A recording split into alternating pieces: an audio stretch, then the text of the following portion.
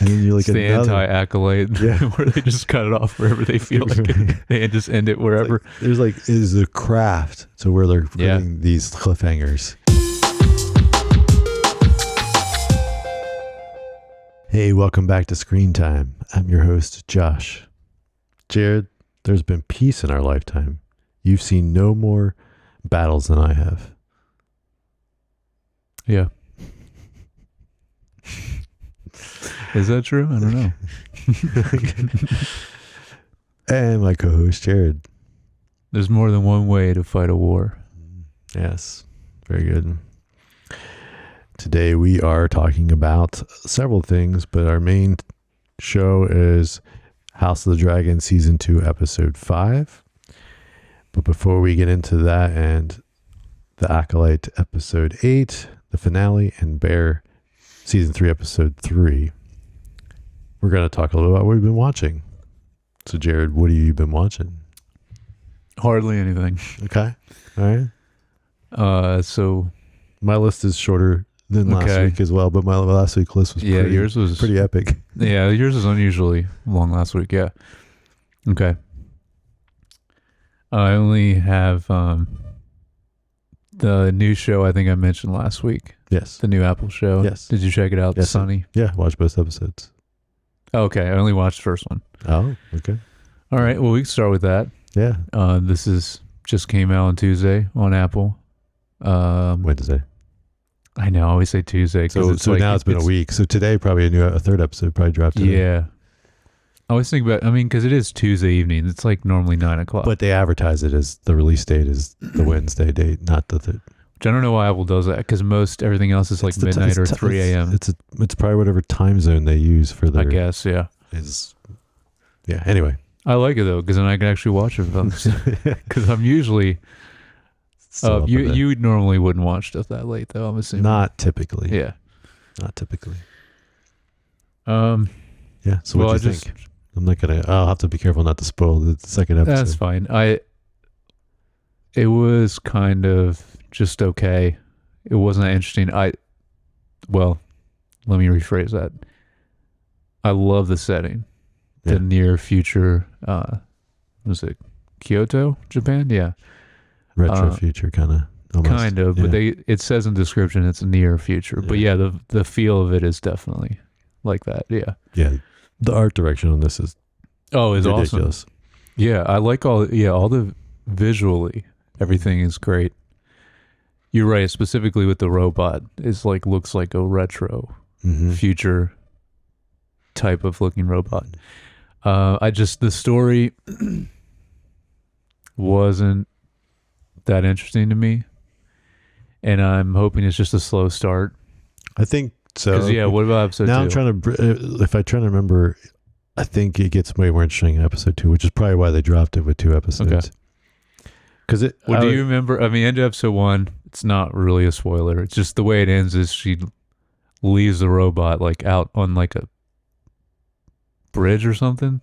She takes the robot out, and then at the end, near the end, and then at the end, the robot's just back in her house. Right, but also because that's how it is. Episode 1, she doesn't even visit her husband's work, right? She doesn't go to the office. Yeah. Okay. So it does. There's a lot more of okay, what is this story going to be? All right. Kind of starts laying itself out in episode 2. Instead of the premise setup, which is kind of, this, it's because episode 1 almost just sets up where we're at. Yeah. What's happened up to this point. And then episode 2 kind of introduces a little bit more here's what the story. Well, because because even the scene, because it was actually pretty longer than I think it should have been, was the scene where she's at the bar talking to that girl. And they're exchange back and forth. I was like, all right, this is pretty boring. Yeah. Well, I think some of that's is trying to set up her as a person. Yeah. I think she's not interested in being she wants to be just quiet and left alone. She's not. But yeah, so like I said, it's definitely has an interesting vibe, the show. I was trying to, it's kind of very kind of a little dark humor mixed with a little bit of a mystery in there. And then it's like I said, like retro sci-fi. Mm-hmm. So, but I'm kind of digging it. Again, like still haven't gone far enough in episode 2 to be like, oh, I'm so in, or I'm like, Okay. oh, this is not. But I really liking it, and so far, I thought it was interesting. So and I can't, again, this might be more in episode 2, but like their portable device that they're using for lots of different things to make phone calls and different things. I don't remember seeing that really. Okay. In the It's first like this episode. weird like thing that I don't even think it has a screen, or if it does, but it's like awesome. But it does things, and it'll do, like they'll use it and it'll like turn the lights off in the room or something. It's like all these like, anyway, it's very fascinating. Again, the way they try to make tech and things, but the fact it's Apple TV is interesting, because most Apple TV shows have product placement of Apple products. Because even in For All Mankind, which is like a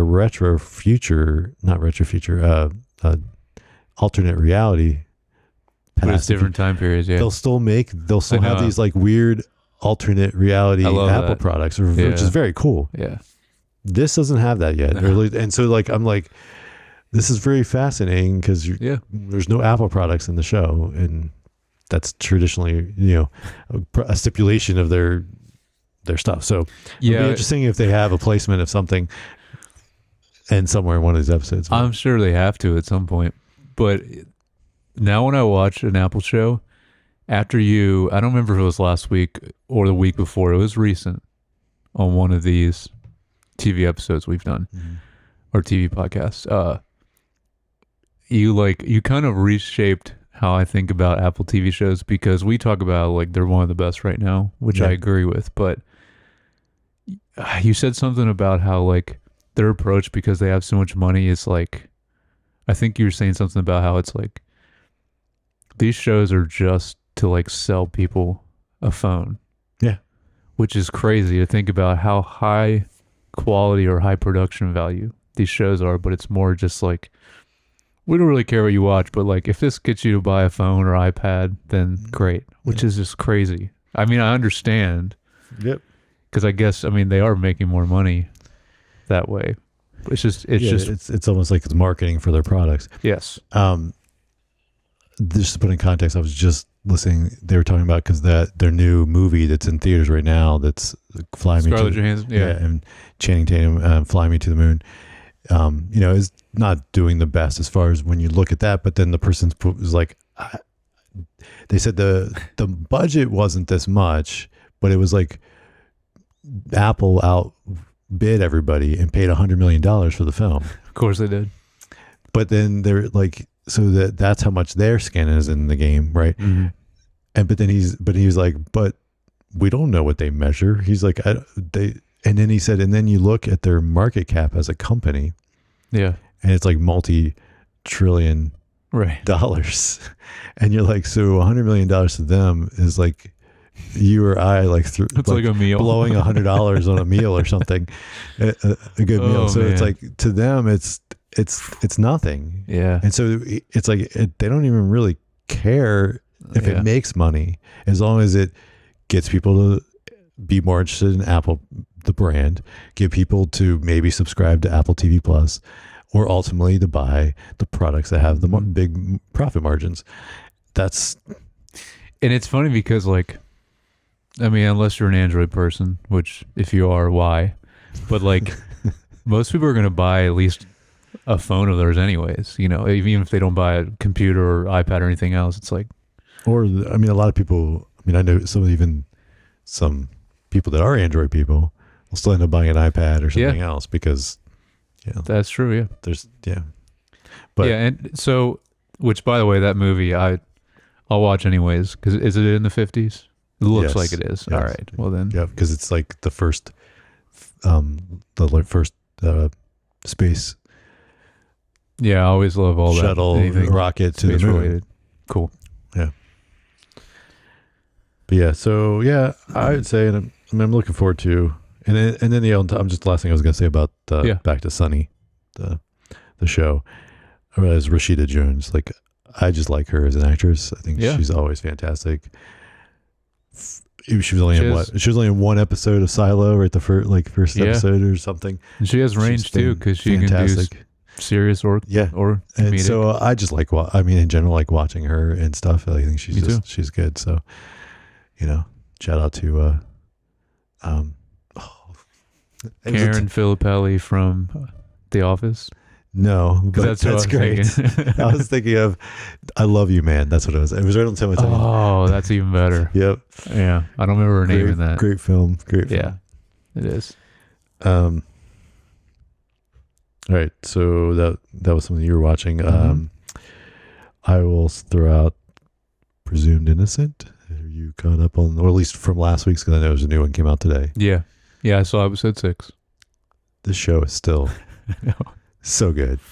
Yeah. And still ending every episode like, and it's not I want to say it's not like a cheesy right. It's not cheesy or like a feel very forced in a way. It's just like, and then you're like, it's the anti-Acolyte, where they just cut it off wherever they feel like it. They just end it wherever. Is a craft to where they're putting these cliffhangers. I think it has a lot to do. Obviously, probably a big thing is the editing, but I imagine, what's his name? Is it David E. Kelly? Yes, I think. Yeah, I'm sure. Yeah, he probably has a big say in this, and he's really good at doing this, right? In television specifically. Yeah, because he Big Little Lies. His teeth, but he cut his teeth earlier in television doing like procedurals and stuff. So he knows how to keep you wanting to and waiting for next week. Yeah, it's crazy. Yeah, so he's. Did you see they're doing a second season? I did. That's what I was gonna. Yes, which is crazy, but also like, why not? I mean, why not? Even though I don't know if there's more book material. I don't know if there's more than one book, but like you can make. I think they're doing an anthology. Yeah, let's say do it as an anthology, which is the assumption. No one, I don't think they've said that specifically, but I think it's just like everyone's assumption. Yeah, I don't think they're going to drag this. Which means it's like you can do a whole new cast of characters. Get really big actors again, like Jake Gyllenhaal. And just and that's good because the name is good. Mm-hmm. So it's good to keep that. And you can do that with it. I mean, it can apply to any kind of interesting case. Yeah, as long as it stays in like kind of like the courtroom type thing, which I love. And then if it's executed at this level, quality, storytelling, I'm down.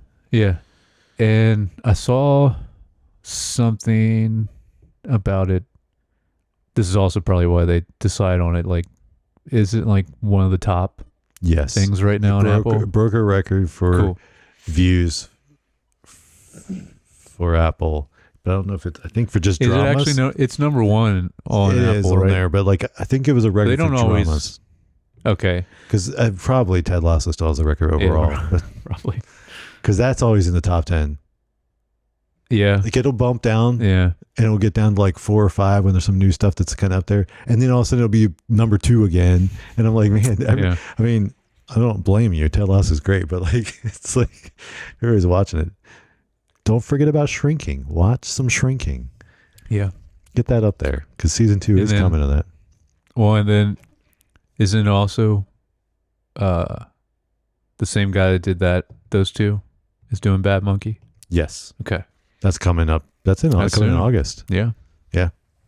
Yeah, and I'm looking forward to that. Shout out to Vince Vaughn. We were just talking about him. I'm excited for him to do comedy. And who we're talking about is Bill Lawrence. Bill Lawrence, that's who it is. Yeah, the Scrubs. Showrunner, creator of Scrubs and... I wonder what he did before Cougar Town. He did Cougar Town. Yes. Okay. And there's I feel like there's something even before that, before Scrubs. Was that show good? I don't think I ever watched Cougar Town. Was it? Okay. Yeah. Huh. You kind of have to get over most sitcom, especially ones pre-streaming that are, because streaming kind of has a little bit different. Sometimes they're the ones that are made for television that have like a pilot, and then like you kind of have to get, just like most of them, you kind of have to give it a few episodes to kind of get into it, and they get over like the cringiness of like the name almost, because it's like kind of there in the pilot and stuff, but then. Yeah, it's you got good characters and it's funny. Okay, it's funny. I get that mixed up with Desperate Housewives. Oh. Is it like essentially the same thing? No, No? not at all. Okay. Seems like it is. And this is, I mean, you basically have you have Courtney Cox as the main character. All right. And then her best friend who lives next door is Bill Lawrence's wife, who's... Oh, that girl? Yeah, and she's like the sarcastic, snarky, hates everyone neighbor, but they're best friends. And so she does the same role over, in, in every same show. Role, yes. But she's fantastic. Yeah, she is. So, okay. Yeah. All right. I never saw either one of the shows, so I was just wondering if there was a correlation between Cougar Town and Desperate Housewives, but I guess not. Okay. All right. What else you been watching? I don't really have anything else except for I'll just mention I watched The Devil's Advocate because I haven't watched it in a long time. And I've been on it is, and I've been on a kick of kind of some older movies. Keanu Reeves and Al Pacino. Al Pacino, yeah. And what's her name? It's like it's Charlize Theron. That's who I was thinking of. Yeah, the other girl in it too. I don't remember who else is in there. Yeah, probably someone a little less known now. Connie Nielsen. Yes, don't even know that name. She was in a lot in the 90s. Okay. So, because it was a 1997 movie. Yeah. But I haven't seen that film in a long. I always loved that movie. I know. I remember seeing you have the DVD of it, like back in the day. Just love the idea of like the whole premise of it. It is so unique and holds up really well. Yeah. The reason why actually also I got on it, because I didn't realize this, Tony Gilroy wrote it. Man, so there you go. That's why it's so good. Yeah. I don't remember the director. Yeah. But yeah, Tony Gilroy wrote it. And after like watching it, some of the dialogue, I was like, okay. He does have a specific style. Yeah. Yeah.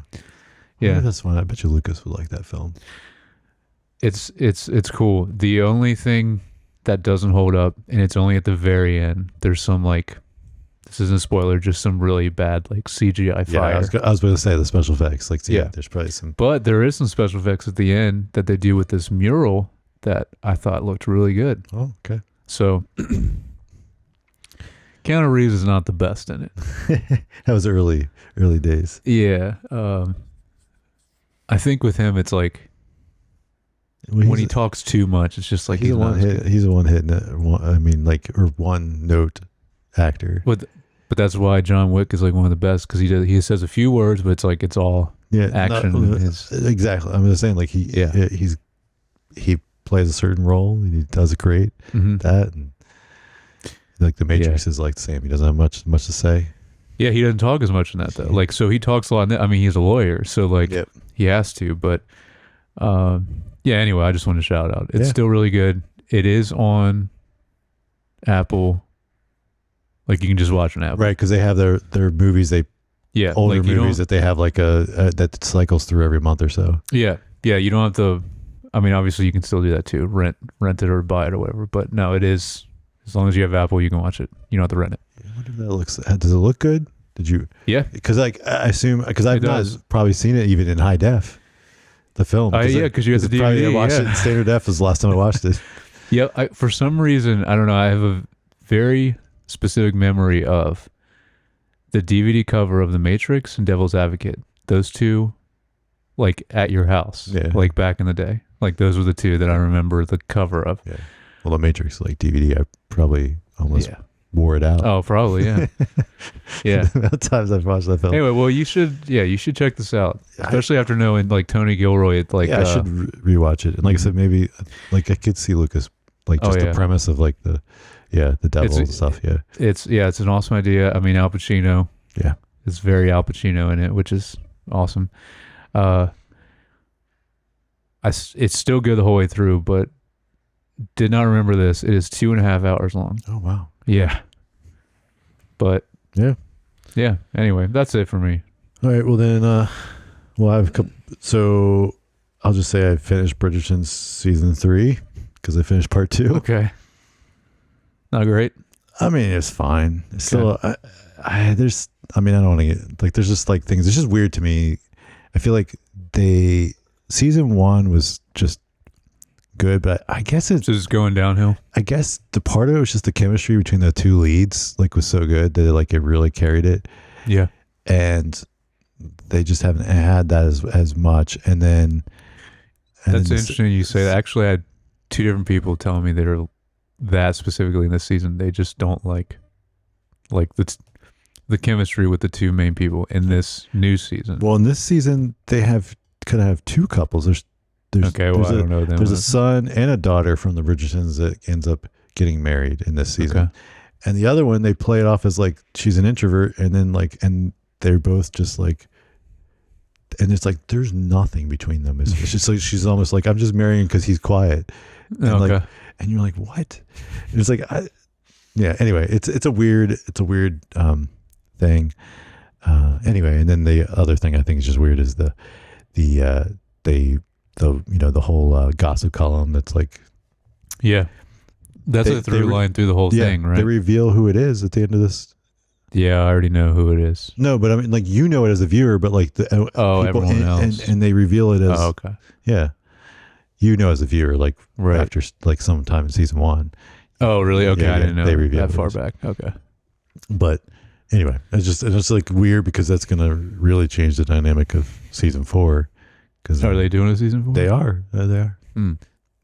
So, anyway, instead watch Pride and Prejudice. Pride and Prejudice is much better. Yeah. Which one though? I mean, the one that the mid 2000s one is like one of the best. That was really right? good. As a film, like that. That one's really good. I think. I mean, the cinematography of that is beautiful. Yeah. And that's what's her name? Keira Knightley is great, and but the guy is from Succession, right? Yep, is it him? Yep, it's him. What is his name? Oh yeah, and, something McFadden. Oh, Matthew. Matthew McFadden. Yeah, right. Yeah, because he's gonna be in Deadpool and Wolverine. Yes, he is. Yeah. Yes, he is. I need to watch. So then that Pride and Prejudice. So then a little other news and trailers. Okay, we'll do, because I'm pretty sure you watched some of these trailers. So probably. What first I'm going to say is, did you see they officially announced season 3 of Euphoria is going to start filming in January? I did see that. I was so surprised. Yeah, I know. Because I was so up in the air. Yeah, because you were like, it's not happening, and I was like, I think they're still going to do it. They were like asking some of the I think it was mainly Sydney Sweeney, because she was doing press for all of her movies, and she's just like, I don't know. Yeah. Oh, I think they're asking for when she was doing Dune, and she's like, I don't know. Yeah. All right, but that's happening. Cool. It's happening. Good. Yeah. Captain America: Brave New World. Did you watch this trailer? Yeah, I did. All right. What'd you think? What did you think? I thought, as a trailer, I honestly thought it looked good. I thought it got me excited. It had very Winter Soldier vibes. Yeah, but it's not going to be Winter Soldier. You don't know? No. You do not know. It's not going to be that good. That's one of the best Marvel movies. I know, but even if it's almost as good, it's still going to make it a good film. I hope so, but I just... Harrison Ford? Yeah, no, I'm excited. He's in it. I just want to... All I'm going to say is, if you take... To me, watching the trailer, taking away that several of the recent movies the last couple of years have not been good, and just take it as a face value of watching that trailer, it got me excited again for a Marvel. Well, I mean, I am for Deadpool. For sure. But I was like, oh, this actually looks good and exciting. Now we'll see if it is or not. Okay. And then on the Marvel front, Agatha All Along. Oh yeah, I forgot that trailer also came out. Yeah, last week. Yeah. What'd you think of that? That looks cool. Yeah. It has potential. It does. Does it have anyone involved with that did WandaVision? Do you know? I know the main guy now. The main guy that ran WandaVision, I don't think he's Matt Shakman, because he's moved on to do other stuff. Okay. He's been working on other things. I think he's working on Fantastic Four. Oh, that's right. He is. Yeah. So, but I mean, it doesn't mean there's not a lot of the rest of those writers. I mean, a lot of times. Yeah, no, that's what I was wondering. Just because I didn't look. WandaVision was so good. But it does look good. It looks interesting. It looks like almost a little horror-y, which is like they haven't really done. And of course, what's her name from Parks and Rec? Can't think of the actress name. No. But she's in it, which she's always great. She is. Yeah, I like her a lot. Yeah. She was in Man, I'm blanking she was on in it. White Lotus season 2 as well. Yeah, she was also in Legion. She was in a lot of stuff. Anyway, It's gonna drive me crazy. so it looks like it looks, and they're playing with the. I mean, there's like some black and white stuff of like the different time periods from the. So it's. Yeah, I hope they do some of that stuff, like the visual. Some of the visual things they did in WandaVision, because that was so well done in that. All right, last but not least, another trailer. Gladiator 2. Oh crap! I forgot about this. Yes. Oh man, I'm excited. I know you are. You got to be. Yeah. I mean, favorite director. Yeah. And then one of your favorite actors, Denzel. Yeah. Is in this. Yep. Looks sick. Sequel to probably one of your favorite movies. I haven't watched in a long time. Actually, it did get me to go back, and I was going to start watching Gladiator again, but I haven't yet. Maybe that'll be next week. I'll mention that, but... Yeah, but I thought the trailer looked really good. Oh, it did. Yeah, it does. Yeah, good cast. Yeah, there's some other people in there. Yeah, too, Well, the main guy, I mean, he looks a lot like Russell Crowe. Mm-hmm. So, like, is he going to be his son or something? Yeah, or related to him somehow. Secretly. I imagine that's probably going to... Yeah. Yeah. But yeah, it got me excited. It would look good.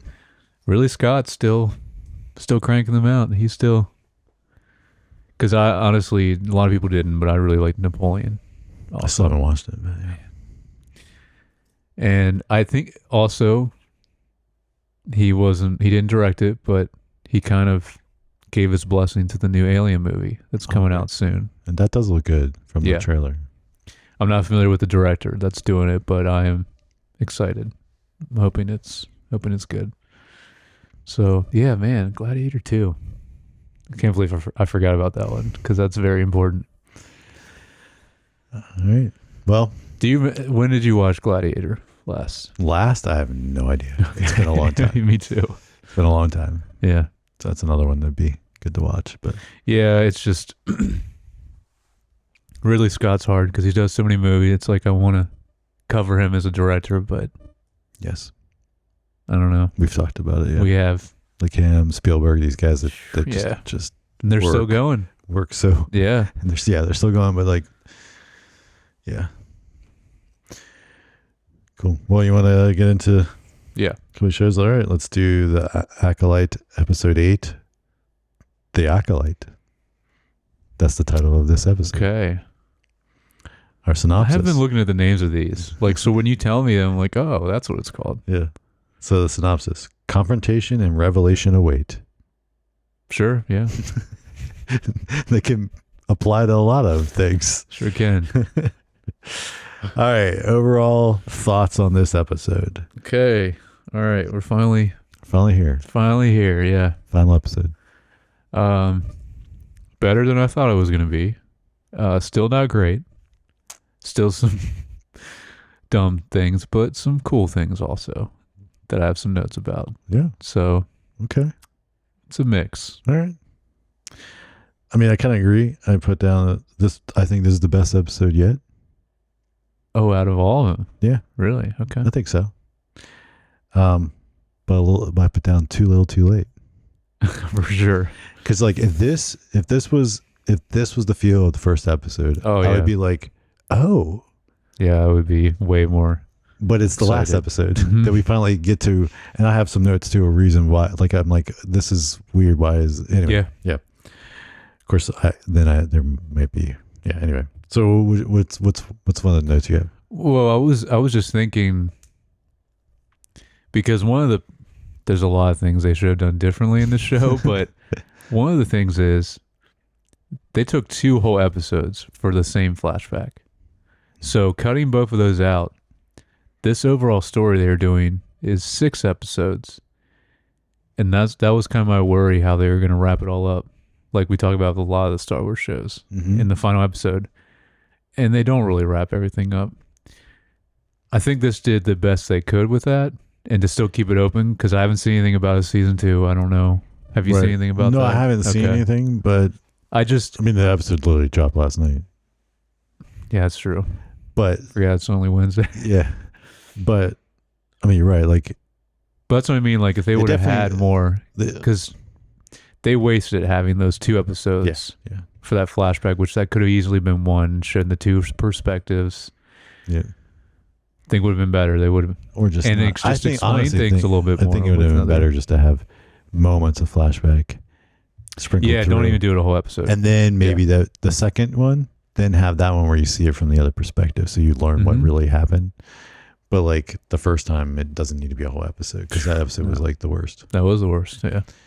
All right. So just first note I wrote down was the asteroid field that they're like flying. Yeah. That was really cool. It was. That's my first note too. Yeah. Really like, cool visual. I was like, this is, because it's like not the first time we've seen, like Star Wars has done that many other times in other shows and movies. And yet this looked different and looked cool. Did. Yeah. So kudos to whoever had that idea. The VFX team. Right. But like, I mean, maybe. I mean, yes, they executed on it, but someone else might have had the idea of how it should look and play out. But all right. Next note I have, the senator dude. Mm-hmm. I think he was great. Yeah, he was good. He should have been the whole season. I agree. It would have made more sense. Yep. You needed that antagonist that was like more. Well, and actually explaining. Yeah, but like the reason there was for why there, and why there's tension from the Jedi and the rest of the Senate, and he needed to be in the first episode. Yeah, he needed to be in the whole thing. I think that alone would have made a lot of this better. Yeah, and it would have gave motive and reason for all the side stories with the Jedi when they're back at Coruscant. It would have gave a lot more like meaning and stuff. Because that scene alone, I was like, oh, this was actually good. And then I'm like, what? And then later when he's in the other scene towards the end, and it's like, I was like, man, he should have been here all along.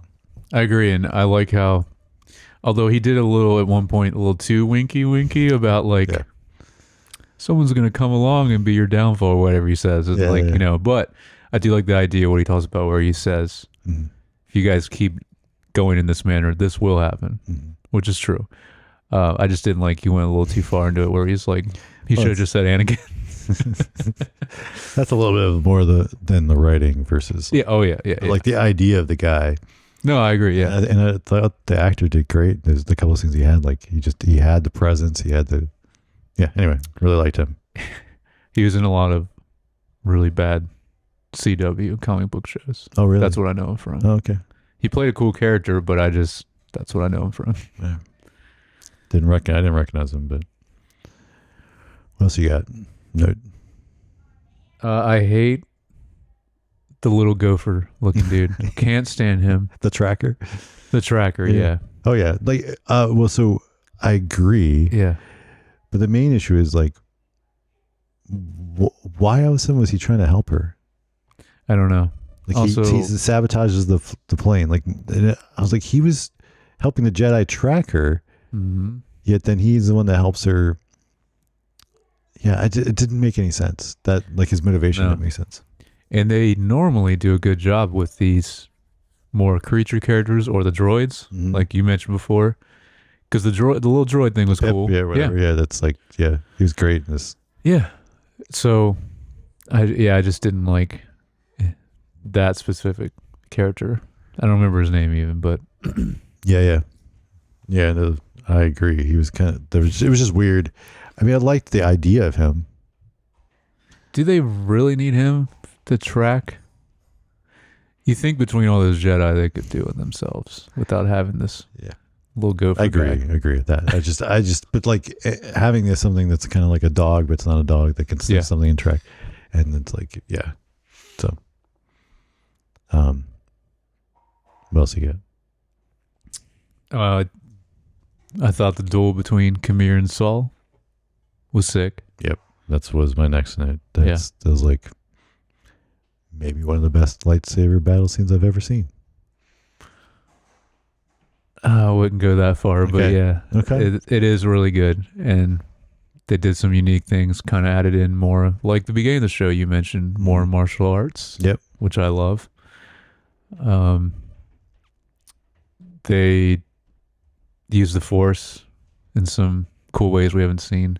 Yep. There's one thing in particular that we've never seen on screen that I loved that they showed, which we'll get to in a little bit. But anyway, that fight was great.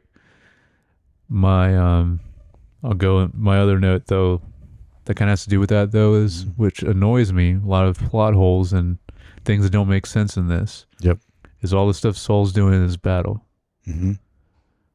Why didn't he do any of that when he was trying to save? The whole reason for all this, when he was trying to save both of them in the flashback, and they're just hanging there. He's like, I could only save one. No, you could have easily just. Well, maybe he wasn't the Jedi that he is now, because that was. How long ago was that? Did they say 15 years? I don't know. Maybe. I'm just trying to play devil's advocate. Yeah. But I mean, I agree with you. Like, I would. So I think a better argument is where was all this when they were fighting the same dude, and he had 5 other people backing him up when they were in the woods. Yep. A couple episodes ago. Yep. Even though that was cool fight scenes, it was. Doesn't make sense. No, yeah, he didn't do anything. He's like, I was holding. What was he holding back? No, like I don't understand. Yeah. And then. Yeah. It's still really cool. So which one? So what do you think? What fight scenes do you think are better? Maybe. I'm just curious. Oh, like overall. Yeah. I mean, again, we know we mentioned this, but the one in the Last Jedi with in the throne room. Throne room. That one's really good. Mm-hmm. I mean, I still, just because I like the style of it the best. Duel of the Fates from episode 1. Yeah. And then that's a good one. Mustafar in episode 3. Which one's that one in episode 3? It's a really long fight between Anakin and Obi-Wan. Oh. Yeah. With all the lava and everything. Yeah. It's the style of the way they fight is what I really like. Okay. But they don't do as much of I like the variety they did in this though. Yep. With, adding the martial arts and everything and stuff like that. Actually, the other thing I would put up to the top is the Luke scene in Mandalorian. Is incredible what all he does with the droids. It's not against another. Yeah. When but man, when he comes in at the end of what is it? Season 2. Season 2. Yeah. Yeah, it's a cool scene. Because him, that was the most realistic. Because the original movies, it just doesn't look as cool because it's old looking. But that was the most realistic of peak Luke Skywalker, of his abilities and how he could fight. It was just awesome. I'm trying to think what else there was. I remember there's some good stuff in Ahsoka also. I mean, there was some that were bad. They were cool, but I wouldn't. Not top tier. No, I think no. But this one and the other 2 seasons of this are probably better than anything that was in Ahsoka. Yeah. I mean, I thought the scene was really, really, really cool. Just the camera work. It was the mix of and the kind of circular, and it's also area.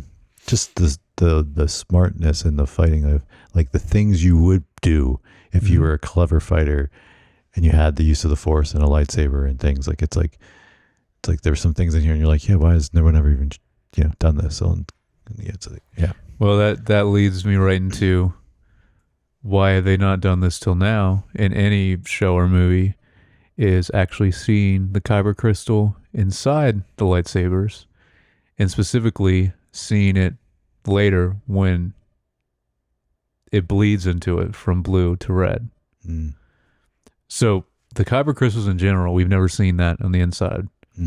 But then also seeing that transition, I love that in this because that's always been a thing. We've just never seen it until now. So why have we gone this long without seeing that? Well, I guess we've never seen someone turn to the dark side.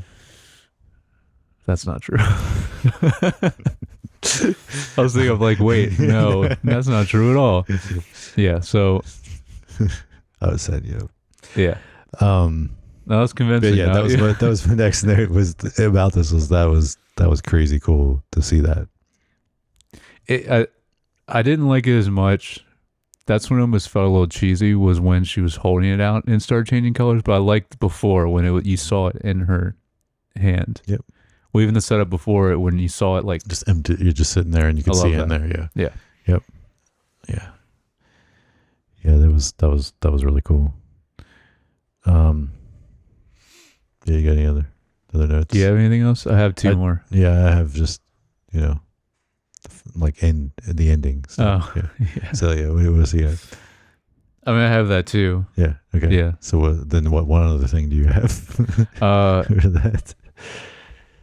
So this, I have an idea who it is, but I'm gonna have to go on like YouTube or Reddit to see what people think. The shadowy figure that we saw for a second. Do you know what I'm talking about? It's only for a second you see him. No, did I miss this? Did you miss this? I don't know. It was very quick, but when did this happen? It was very important. It's about halfway through. Like, or what scene did it happen in? I want to say it's when Khmer they're in that circle arena or whatever it is called that they're in most of the episode where they fight. I can't remember if it's before or after all the fights. No, it's before. So they're kind of walking around, I think separately, because Sol is at one point, Osha is by herself. Yeah, it's around that time when they're. So it's shortly after they first got there. And you see this figure kind of just peer out. And I think it's with Khmer, though. And like this figure looks out at him walking away. Mm-hmm. You only see him for a second. I can't believe you didn't see this because this is like a huge deal if it is what I think it is. I must have like missed it. Because I was hoping we would see this character again at the very end. We didn't. My interpretation of it is it's Darth Plagueis, which is a massive deal. That's Palpatine's master. Yeah. And he was like one of the most powerful because he mentions him. You don't ever see him in any of the movies or shows till now. Yeah. But he mentions it to Anakin because what does he say? Oh, it's how he convinced him to like. He's talking about Darth Plagueis, how he could even bring people back from the dead. Mm-hmm. And that convinces Anakin to do that with Padme. Anyway, from images and concept art I've seen of this character, kind of looks like him. If that's the case, I hope we get a season 2 just to see him. But I don't know though. Could be someone else. Definitely, if it's not him, it's someone else that's kind of controlling the dark side now. Yeah. So. Yeah, I missed that. Man, all right. Well, you got to go back and. I'll have to go back and look at that. Yeah. So then my last note is about season 2 and our ending, like the stuff that kind of happens at the end. Obviously, there's the scene about is there going to be oversight over the Jedi? There's the then of course there's the whole stuff with helmet guy like being, I guess, somehow helmet guy. I couldn't think of his name. I was thinking it makes me think of Spaceballs. Dark Helmet Man. Helmet Man, yeah. Khmer, yes, Khmer, like, and the one Jedi lady, like being like, it was like, I guess, the green lady. Yeah, one of her Padawan, or like a Padawan at some point. Yeah, she says it's someone she trained or something. Yeah, so there's that, and then he's not dealt with at the end. I mean, he gets away. So, and he takes on. I get it mixed up. Is it Osha or May at that point? He takes Osha. Okay. And it's like, because she's the one that kind of turned from light to dark. Right. By the way, did you make the connection that, because they kind of set this up before. Do you remember when you see Khmer, he's fixing his helmet and you see like these like scars on his back? No, I did not make a connection with that. What is it? Well, you see only in one scene the green lady fight, and she has a lightsaber like whip. Oh. Like it's like the style of it's like a whip. And so that kind of is the connection because it looks just like whiplashes. So like maybe again, he tried to turn and, I guess, and she thought he was dead. And yeah. So, yeah. but then of course, our very end, Yeah. she goes to speak to a master Jedi, and it's Yoda. Mm-hmm.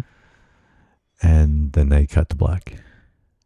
I do think it was tastefully done, because if it would have shown all of him, I think it wouldn't have been as good. I like how they just showed it from the back. It actually looked like a puppet. No, too. I think Didn't it was look done like well. CG, yeah. I think it was done well. But I was like, then I'm like, I guess they're doing a season 2. I mean, the amount of the stuff they left open ended / set up. It would be weird if they didn't. Yeah. So I guess they're doing a season 2. But they're still going to do a lot, like I've mentioned before, to kind of make the continuity make sense. Yes. For the prequels. Yeah. I mean, because I'm trying to think. So who knows of like all this going down, that there are Sith? So depending on what the Green Lady says to Yoda, she might not tell him about it. Yeah. So I guess it's just her. I mean, because Saul's dead. Mm-hmm. So not counting people that are Sith now, I guess it's just her that knows about. She's the only one that saw Osha them. and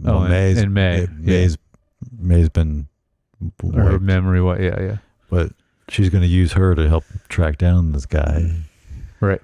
So, yeah, I mean, it feels like they've pretty much committed to season 2 without announcing it, just by the way they things. But let's get some other writers in there, and then we'll be good. Yeah. Yeah. It's like, just watch it for the fight scenes. That's basically what I did. Yeah. All right. Let's moving on to The Bear, season 3, episode 3, Doors. The staff slogs through a month of service.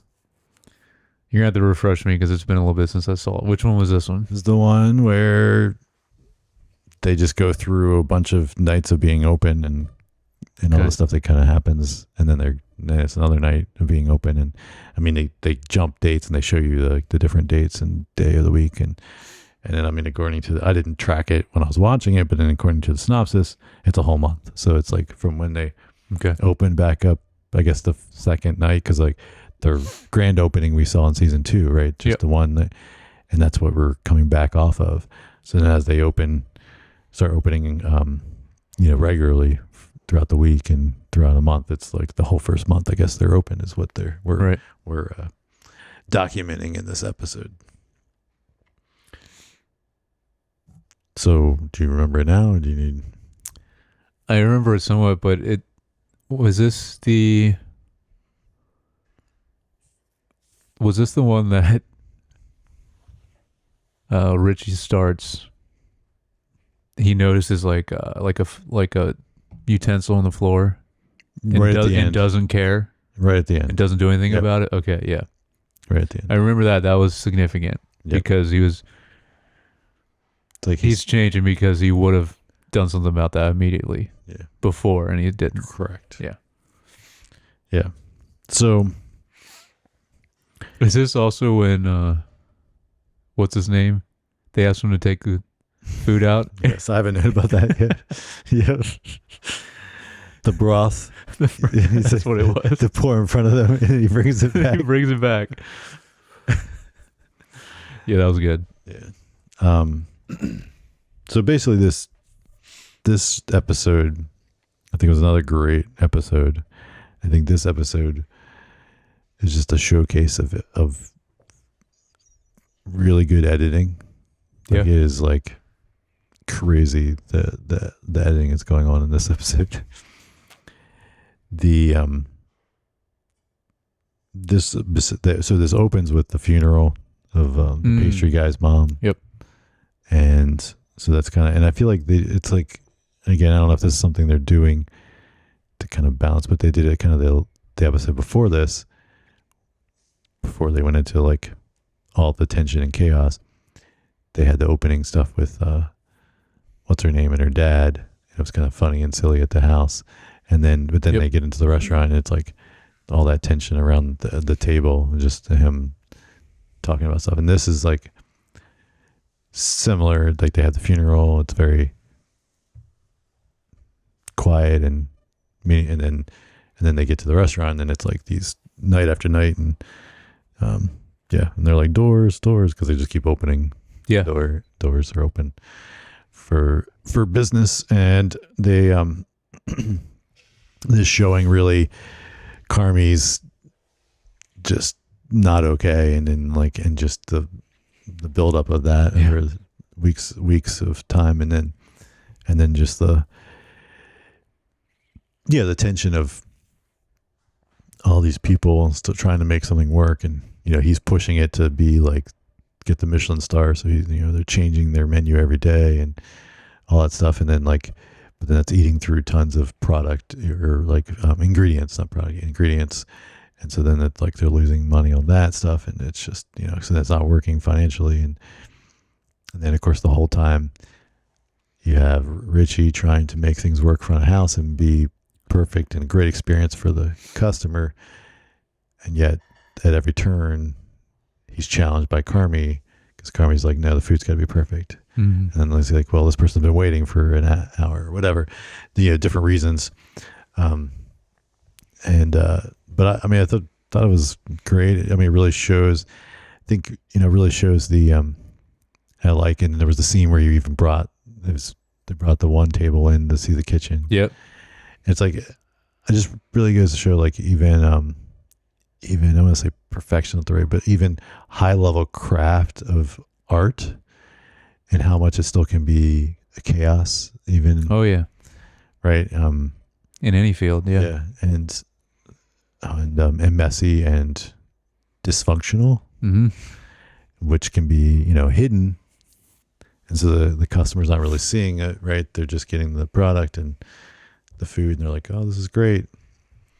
So I think it was really good to show it that, and kind of play off of that. So the bra scene was funny. There was a couple of those little moments like that to break some of the tension with humor. But I mean, some of the cuts even were there's a bunch of they'd show a bunch of broken things randomly, things, or food falling on the floor randomly, a bunch of things. And even they were cutting to some stuff of the side window with the steak and cheese still or whatever, subs. And it was, and so he dropped that stuff on the floor, and it was just mm-hmm. The other thing that was funny was when he does the Tuesday surprise or whatever. Richie was like, what is this? He brings this thing through, and Carmen's like, what is this? And he's like, it's the surprise. He's like, no surprise, no surprise. It's it looked like a piñata, or I don't know, some weird cake. Oh, right. And they to take it out. Yeah. That was another one of those kind of funny moments and mixed in the chaos. I mean, we talked about this last week because there's a whole episode of them just arguing with each other. They're the best. Their interaction, mm-hmm. Carmi and Richie. Yeah. So the other thing a note about this was, I thought it was interesting, the music choices again. It was like a classical ballet kind of music. Yeah. And that was for this whole month of them doing their thing, right? But it was good. It was a good episode. I don't know if you have any other thoughts that you're remembering from when you watched it. No,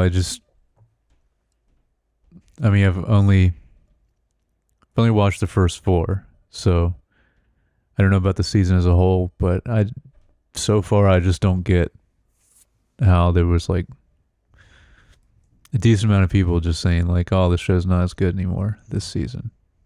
Well, I don't know. We'll see. Yeah, we'll see. I still think it's great. So far, I still really liking it, but I could. So what? I think it's being dragged out, like we were talking about, because maybe. But what I was going to say is, what I think might need to happen soon, or it's gonna, because so far, nothing's happened really, and no character development has happened. Well, I think it's because they just stretch it for 2 seasons. Maybe. Where he had 1 season and that was it. And they asked for a 4th. Remember I was telling you about that for the creator?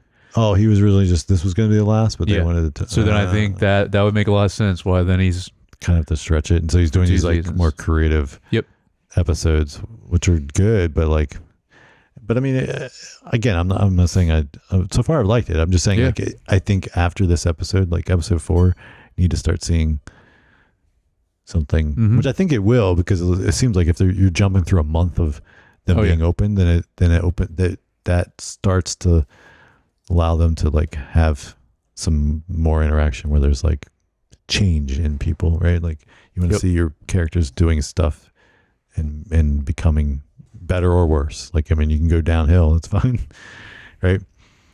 It's the whole premise of Breaking Bad, right? Yep, one of the best. Yeah, but still really enjoying it. So, all right, now House of the Dragon, season 2, episode 5, Regent. Amid whispers of bad omens, the Greens consider how to fill a void on Aegon's council. Jacaerys sets out on a rogue mission to strike a deal. Damien enlists Lord William Blackwood to help persuade the Brackens to bend to the knee. Mm-hmm. So, overall thoughts on this episode? It's slower because we knew it would be after last. Yeah, post battle. Yeah, This is the aftermath episode. I thought it was still compelling, and there was still some really great dialogue scenes in this episode. Some really strong interactions in this episode, and so even though we can have like this drastic change between episodes, which is necessary, it's been great the whole way through, and I can't imagine will we have 3 more episodes. Yeah. Yes. I don't think it's just I think we're gonna be good the whole way through this season at this point. And like I said before, I think they kind of upped their game with pretty much in every aspect since season 1 with this season. Yeah. Yeah, this again, a solid episode. Mm-hmm. A good follow up to last week's episode, with the aftermath of things and some moving things around to set up probably for some more things happening next episode, right? It's kind of like a TikTok kind of, like you get the tick, which is like stuff happening, and the talk is like, well, then the aftermath, and then the setup for the next thing happening, and the tick. Yeah. So I feel like it's probably going to be that. So we're going to have some action maybe next episode, and then another setup, and then the final. Because I don't know if they're going to do the penultimate thing when there's only 8 instead of 10. Yeah, that's a good point. All right, well, let's get into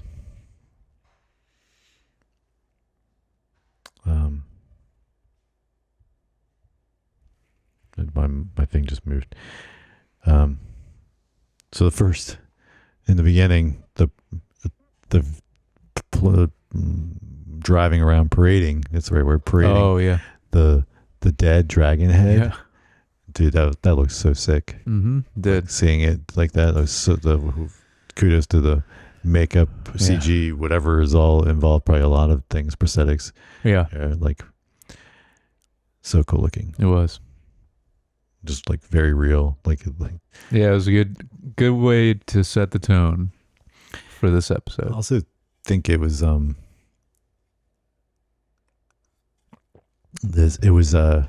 really interesting to see like people's reaction. It was kind of mixed. Some people were like, I thought they were gods, and like things like that. But well, yeah, the dragons are like gods to most people. So yeah, for some people that's like terrifying, seeing a god destroyed. Yeah, you're not really gonna have faith in anything anymore. Yeah. So yeah, that was cool.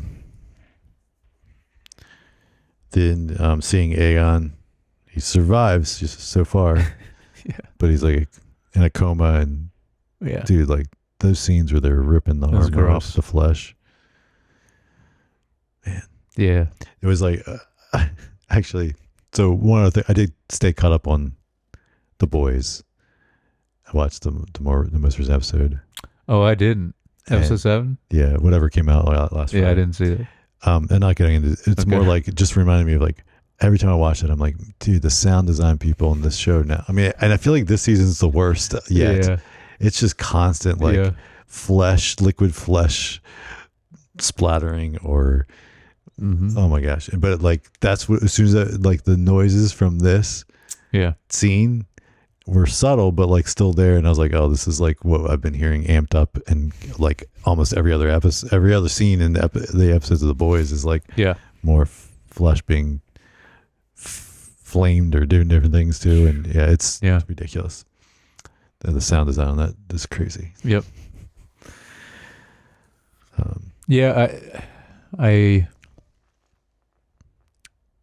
I don't know because I don't know anything about the books, but like I knew he wasn't going to be dead, but for all intents and purposes, he's like dead.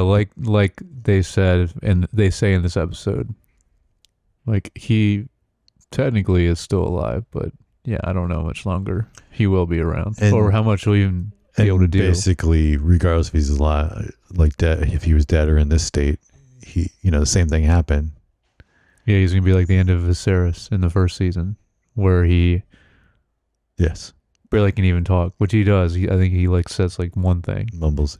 Yeah, but so Aemon just steps in and takes control, and which is his goal all along. Mm-hmm.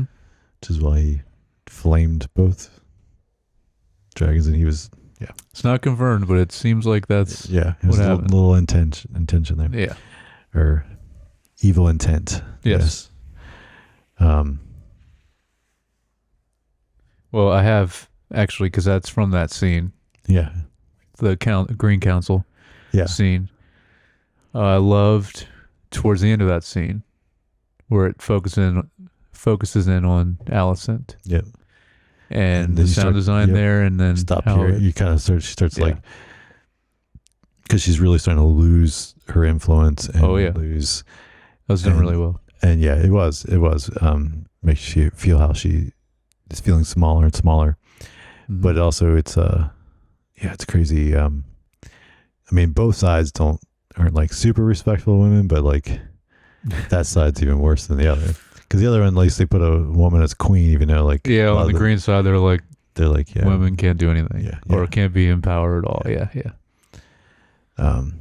So anyway, it's really good. I'm curious to see, because like she's losing all, because even like her boys being Kristen Cole and then the other Weasel guy,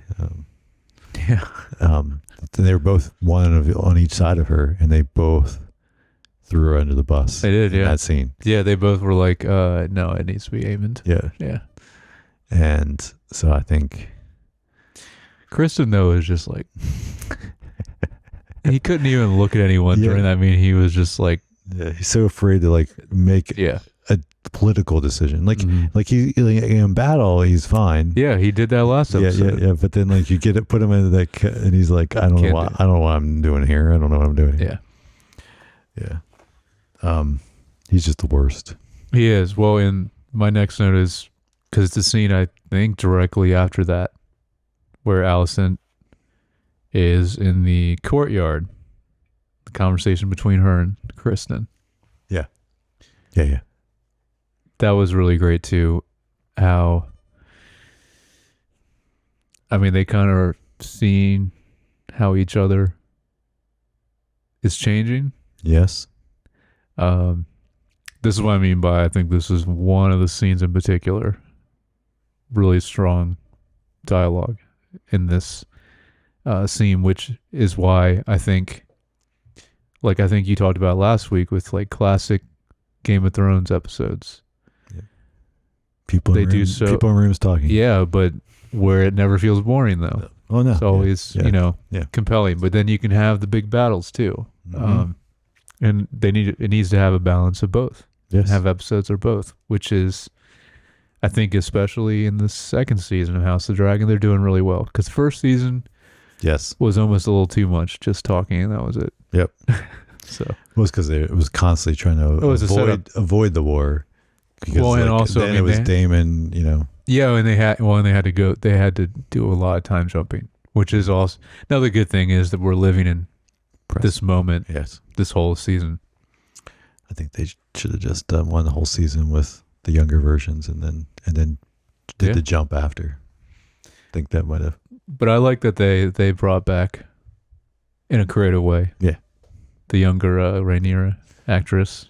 Speaking of Damon and Visions, and yeah, so, I think you might be right. You were talking about he's just gonna be there the whole time. I don't know, but dude. He So this, I put down nothing more Targaryen than that, to have a dream about incest with your mother. Yeah. At first, I didn't know who it was. Have her say, "You're my favorite son." At first, I didn't know who it was, and then it was very clear, and I was like, "You have maybe have some mommy issues." It's beyond that at that point for him. Oh, yeah. Wow. Yeah. I still think this, even though he's still there and hasn't gone anywhere, and I don't know if he will for this whole season at this point. Yeah.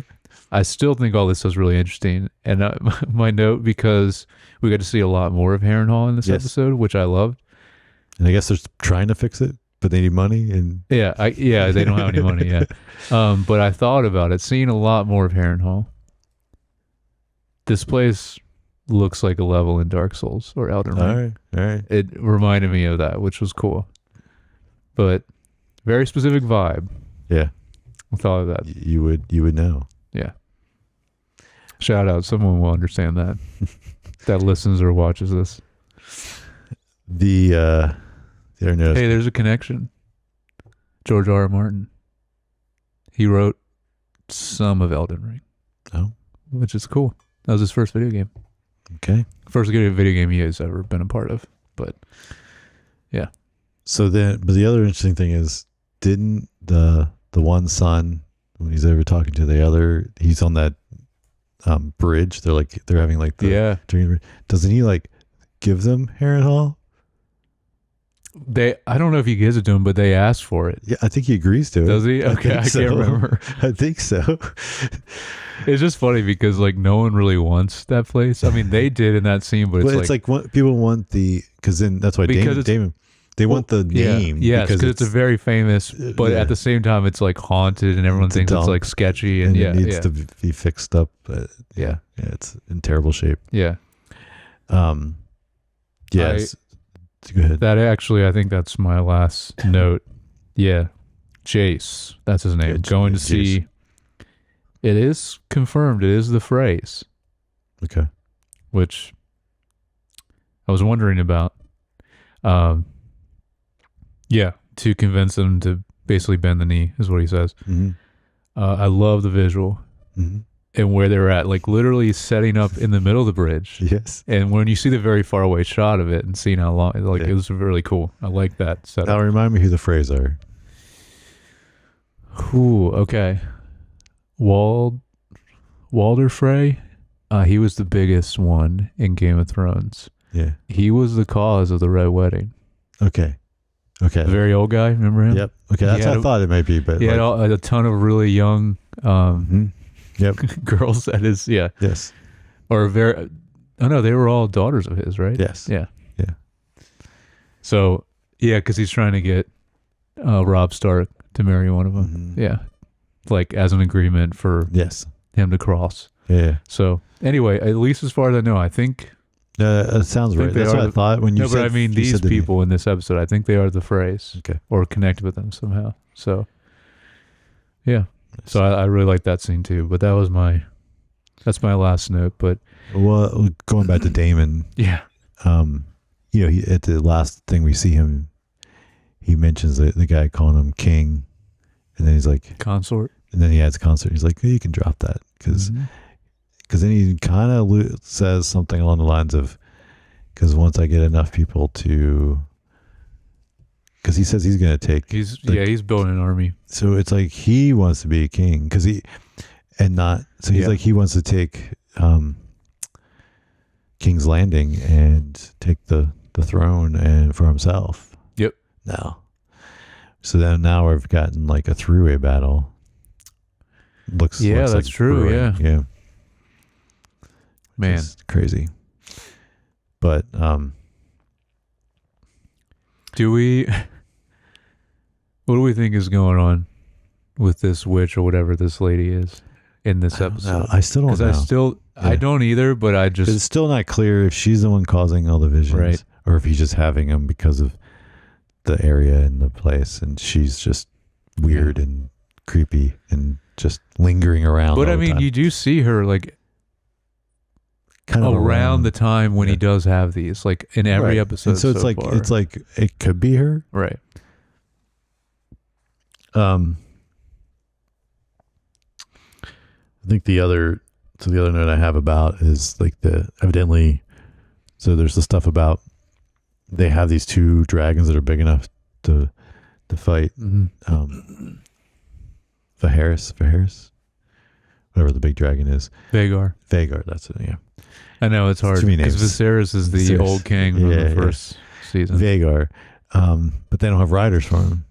Yeah, that's how the episode ends. Yeah, how would they word it? They were just like trying to find random people that like are related to them that they don't know can ride. Was that the point? I wrote it down. No, I did not write it down. There's the Valerians. They said about like going through the history books. Yeah, well, because it's like you have Targaryens, but there's also the other lineage that can ride dragons. Is it Valerians? I think you're right. It sounds right. And so that's what they were talking about, trying to find some of those. Yeah, I don't know. It's crazy. Then the other thing was with the White Worm and that your line, right? Yep. About like her saying, "Oh, there's another." She was talking to Rhaenyra, yeah. Yeah, there's another way to fight the war. So like, we don't really see that play out. We didn't see that play out yet. But like, whatever she's going to do could also mess things up in King's Landing for. Yeah. It's interesting. It's still like, I'm doing a great job. Like, not. I mean, it's still I'm definitely Team Black. And have been, but it's like honestly, but there's like what's good about the show is that there is some good and bad to both, right? So which makes it interesting. I think so. It's not just a clear like this is a good guy, this is the bad guy, right? For sure. But I think it's the one thing I think is Rhaenyra. I think they want you to like she doesn't. Yeah. She herself doesn't really do much wrong herself. No, it's like people on her side. Yeah, and of course a lot of it's Daemon. Yeah, he's the rogue. I want to say there was an episode in the first season called "The Rogue Prince," referring to him, which is a perfect way to describe him. Yeah. So, but I mean, I think. All in all, I'm glad that we still have 3 episodes left. Yeah. So we have a decent amount that could still happen. Yes. Because basically, although 3 is, I mean, we're only 5 in. Are we on the third act? Well, I'm saying like maybe, but like maybe not. Maybe we still have, right? But it's like we've only, but like it's right on that. So it's still like a third of the season is left. Mm-hmm. So. Roughly. I understand it probably has to do with the budget and, some of these battle scenes and everything. That reason why it's only 8 instead of 10 episodes, but I kind of wish it was still 10. I mean, you always want more of something good. Got to find that line though. I think it's perfect because, so season 1 was 10 episodes. All of Game of Thrones was 10 episodes until the final 2 seasons, which were the bad ones anyway. Mm-hmm. So I just think that's a good sweet spot. Yeah, I wonder if it's more to do with the strikes and stuff. They just didn't have. Oh, that's true. And they just ended up instead of trying to push it. Yeah, they just were like, "Hey, let's just keep it this tight 8." Yeah. Although I guess I shouldn't say the story they wrote because they already have source material. But guess the way they are adapting it from the book. Right. Yeah. Well, it's good. We're getting to season 3. I would like them to kind of like we were just talking about with the bear. I would like to know what their plan is season wise. I mean, how much they're covering. I guess the question, I would like to know how much they've just so we kind of know the time. How much of the book have they covered versus haven't? Right after this. I mean, I guess that'd be pretty easy to look up. I mean, I'm sure we're kind of going chronologically anyway. So yeah. So I just trying to get an idea of like, is this, the first third of the book, or is this half the book, or, these 2 seasons that we have so far? Yeah. I mean, of course, the seasons aren't over yet. So maybe wait till after season 2 and then kind of judge it and see where it is. And, and then kind of get an idea of like, okay, how many more seasons can they do even with the source material before we're basically going to be leading right into Game of Thrones. Yeah. So. Yeah. And then I feel like it'd be hard to get too close to it. Yeah. You gotta stay at least a generation away as far as people wise, because you don't want to have to deal with trying to bring the cast and make them look younger. De-age them. Yeah, and de-age them and stuff. Mm-hmm. You don't want to deal with that. So no.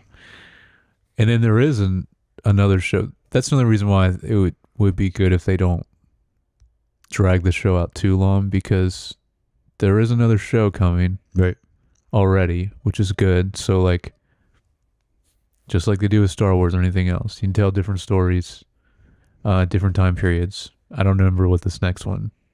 Yeah, do you know what it is? I don't remember either. Is it A Night of the Seven Kingdoms or something like that? That's the name of it. Something like that. I don't know. They released like an image of it. That's all I've seen of it so far. So there's no release date yet. But the nice thing would be if at least you have 2 shows going, they can have that way. They can have a season of a year and allow 2 years of production in between for each one and kind of go back and forth like they're doing with The Boys, at least for now, a little bit. In the gym. Yeah, that's the best way to do it. So you have something every year. But then still allow for enough production time to make quality. I think, and not rush it. Yeah. I think that's probably a good case. Maybe that's what they're trying to do. Yeah. But did you try to watch Game of Thrones again yet? I know you said you were thinking about it. Not yet, no. But I'd be curious to see how the beginning, like you were talking about, maybe not as good budget wise. Oh no, it's not. But I'm saying now, because it's been a while, it might look even worse. Oh, right, right. Yeah. Right, because like this stuff, like this looks better than even the last season of Game of Thrones stuff. Yeah, that's true. So. Yeah, and it was like, I mean, we're getting close to 15 years. I want to say it was around 2010 when Game of Thrones. Yeah. Yeah. Sounds about right. That's crazy.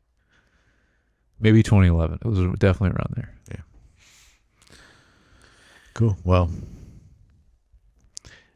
once again, if you have any thoughts or feedback you'd like to share about any of these things that we've talked about, any of the shows we talked about, you can email us at feedback@screentimepod.com, or you can leave a comment on the videos or DM us on Instagram. I'm at JYoungbar on Instagram. And I'm at Jared Youngbar. All right, and we'll catch you guys next time.